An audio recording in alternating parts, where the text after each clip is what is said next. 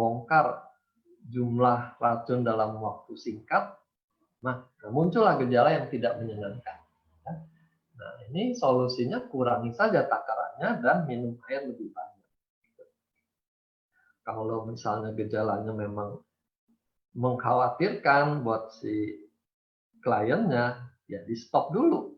Kan kita bisa katakan ini mau stop kapan, mau mulai kapan, itu tidak ada halangan. Ya. Ini pertanyaan yang unik juga. Kalau SOP UTSU di stop, apakah penyakitnya akan muncul lagi? Ya. Kalau jawaban singkat kan hanya ya atau tidak. Jadi biasanya saya akan uraikan lebih jauh supaya orang itu benar-benar memahami kenapanya, ya, bukan sekedar ya atau tidak. Saya balik bertanya, penyakit apa sih yang tidak bisa muncul lagi? Sakit kepala, sakit pilek, sakit alergi, semua juga bisa muncul lagi. Kenapa bisa berharap kalau minum SOP penyakit tidak muncul lagi? Ya, terlalu tinggi harapannya. Lalu kita bisa bandingkan ilustrasi SOP ini seperti alat bantu kesehatan. Orang yang pakai kacamata itu alat bantu kesehatan. Kalau dilepas, apakah burem lagi? Ya burem. Namanya juga alat bantu. Ya. Nah, SOP ini alat bantu untuk meregenerasi sel. Menghadapi proses degenerasi. Nah, kita disupport dari luar supaya regenerasinya ini minimal menyamai kerusakan yang ada.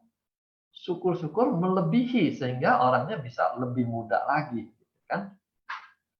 Jadi kalau alat bantu ini di stop,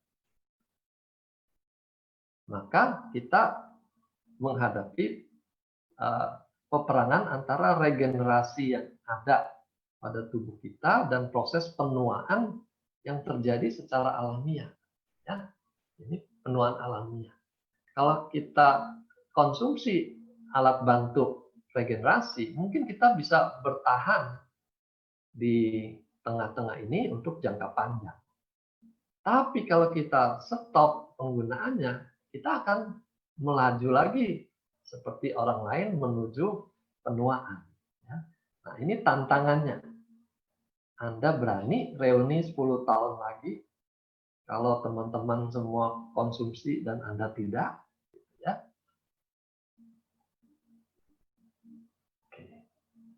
Nah, terkait dengan tadi, apakah akan muncul lagi? Biasanya responnya, wah ini berarti saya bisa ketergantungan terhadap SOP UTSU dong.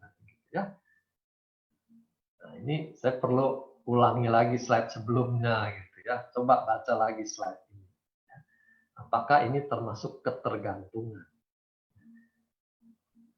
Dia bebas untuk berhenti kapan saja. Tapi kalau dia berhenti, proses penuaannya akan berlangsung lebih cepat. Apakah itu termasuk ketergantungan? Ya.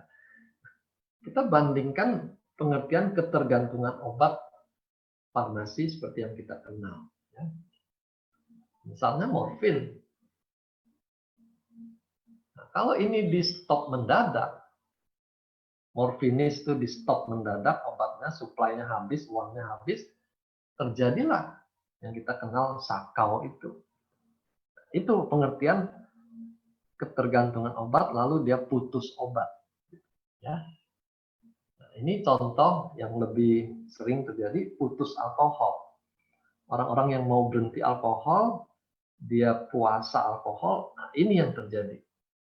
Muncul gejala-gejala orang yang bisa mengamukkan, ya, nggak bisa berpikir jernih, bisa demam tinggi tanpa penyebab infeksi, gitu. Nah, ini terjadi kekacauan pada sistem tubuhnya.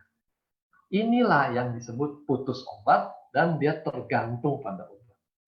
Nah, coba kalau SOP di stop, UTSU di stop, apakah muncul gejala-gejala yang mengkhawatirkan seperti ini? Kan tidak. ya. Jadi kita tidak pakai istilah ketergantungan Utsukushi atau SOP untuk kondisi ini. Ya, kita membutuhkannya untuk menghadapi proses penuaan yang terlalu cepat. Tanya berikutnya, minum berapa lama bisa ada hasil? Jadi kita semua yang udah pengalaman itu langsung bisa jawab, ya tergantung kasusnya gitu ya. Ada yang minum sachet pertama sudah bereaksi, dia ngantuk terus, tidurnya sehari semalam misalnya gitu. Itu berarti cepat sekali reaksinya. Ada juga yang minum perlu waktu beberapa bulan